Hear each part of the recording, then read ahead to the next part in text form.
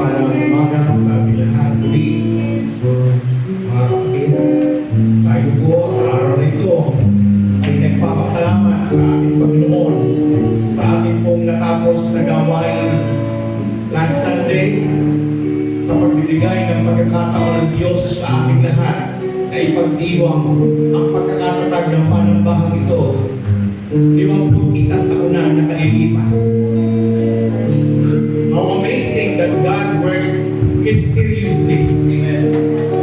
Na itong taon lang po ako noon sa 51 na yan. So, sobrang pasasalamat po na mayroong isang ganitong panambahan na tumagal ng ganyan katagal.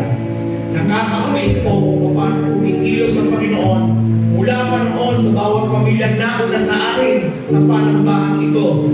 Pinapanalangin po natin na hindi lamang 51 taon, kung hindi lagpasan pa ang taon ng ating mga buhay na nakatayo pa rin ang panambahang ito. People will come and go, workers will come and go, Panginoon.